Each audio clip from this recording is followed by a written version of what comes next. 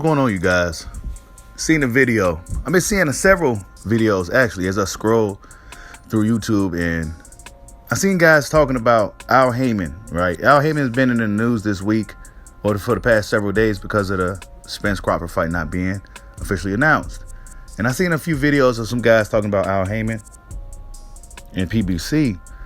And I seen one particular video with Kid Austin, and I believe it was his father, trainer or manager.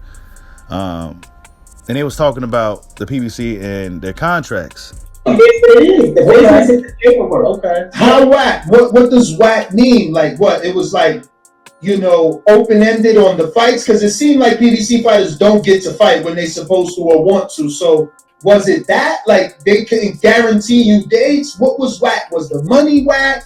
What was whack? The thing that's whack is the control. Most fighters don't realize they are independent contractors. Yes, sir. Yes, sir. And so if you're 1099, for somebody to come take all your control, where they can own your name, they can own all that at the end of your thing, and then they have first dibs once the contract ends. You can't go to somebody else. You gotta allow them to sit there and say, no, we're gonna match this and do no. And it's basically looking like, based off what they said the contracts was whack. Why they didn't sign with PBC. I believe he's with Golden Boy. So, yeah, I kind of scratched my head as to what was the angle of going that route. Because we see with Golden Boy, they don't really have too many fighters, right? Too many black fighters or too many fighters, really, for a lot of these guys to fight. And a lot of these guys probably going to be sitting around twiddling their thumbs until Golden Boy can find an opponent for these dudes. But they also didn't sign with PBC, right? They didn't sign with PBC. They ended up signing with Golden Boy, apparently, over PBC. And they said the contract was whack. And basically, in a nutshell, PBC fighters are boxers are pretty much independent contractors, 1099. But Al Heyman takes full ownership over everything, right? I mean, he'll give you some good upfront money or whatever, right? But he has total ownership over everything. And this is probably why a lot of certain guys never really signed with PBC. And for years, you used to hear guys, why won't all the black fighters sign with PBC? Well, this is why. Because Al Heyman has total ownership over you.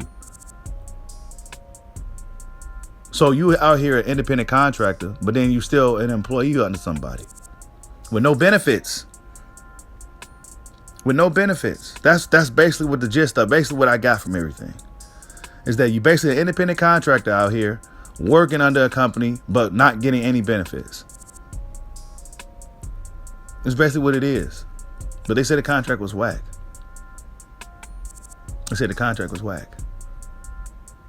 Also, they don't know when they're going to fight. That's a huge thing. And we've seen guys like Wilder, Ruiz come out more recently and say they want to fight. These guys want to fight, man. These are fighters. They want to fight. Not every fighter want to sit around and fight once a year and get the bag. You got some fighters on PBC that actually want to fight 2 or 3 times a year, but guess what? They can't. For whatever reason, they can't. Right? Fighters can't fight. This is what fighters want to do. So you got a lot of fighters on Premier Boxing Champions that could have possibly been a lot greater than what they are now, if they had been more active. Like I said on the stream last night, you see a lot of the young fighters. The young fighters are coming up in boxing with Top Rank. You see these guys every other week. You see Tiger Johnson, Bruce Shushu Carrington every other week. You see these dudes fighting.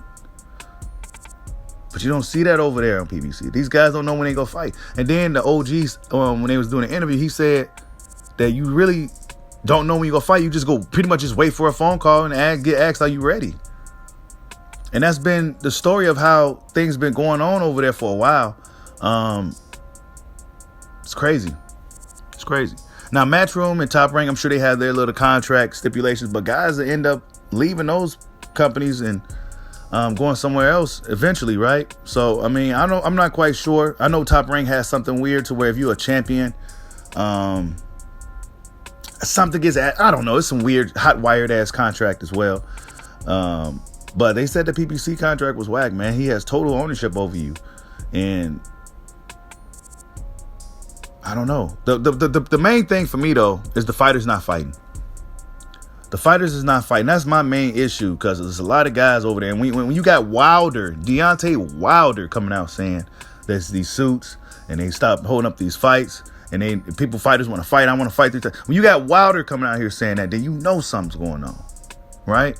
You know, Andy Ruiz, when he was on the microphone, I want to fight. He made sure he got that out there, that he wants to fight, right? So it's not like Premier Boxing Champions. I know there's a bad stigma on PBC fighters that they don't want to fight, and they some cowards, and Premier Boxing Champions and all this shit, right? But reality, man, these dudes really do want to fight, but they just can't fight. And not to mention, there's this mysterious, this is narrative that there's this gag order on PBC fighters that they can't speak out against Al Heyman on anything. So yeah, there's that too. So I don't know what the hell is going on. This is just things I gathered over the years, all the way up until now, in regards to this PBC Al Heyman thing. I do think Al Heyman is good for certain fighters, but I don't necessarily think he's good for boxing. I just don't think he's necessarily good for boxing. I don't know. But yeah, man, these contracts, Kid Austin and them, they was going to go to PBC route, but they said the contract was whack. They end up going with Golden Boy. And then we seen Richardson Hitchison, right? We talked about him last night. I'm going to say it again. We heard about that kid years ago, back when Devin and Shakur, back when all those guys first came on the scene. He was one of them. We didn't get to see none of them. None of Richardson Hitchison. We didn't get to see none of him. And now he's about to be fighting on Matchroom. It's almost like he's getting rebranded. He's at 140 now. He's going to be fighting with Matchroom Boxing now. You know what I'm saying? He didn't even get to do anything under TMT Promotions, Mayweather Promotions, PBC. He didn't get to do anything. I didn't see him at all. Right? So, yeah, man, it's a lot of fighters sitting on the shelf over the years. I remember Thomas Delorme was driving Uber because he just couldn't get work. It's a lot of fighters on TMT. Remember years ago, TMT fighters, before he had all these fighters, LaTrondra Jones, all these fighters, they wasn't fighting, complaining about not getting fights. Some just end up walking away from boxing altogether. It's a fucking big mess over there, man. And really, I'll be lying to you if I say I didn't ever see it. Like, subscribe, holla at your boy. Peace out.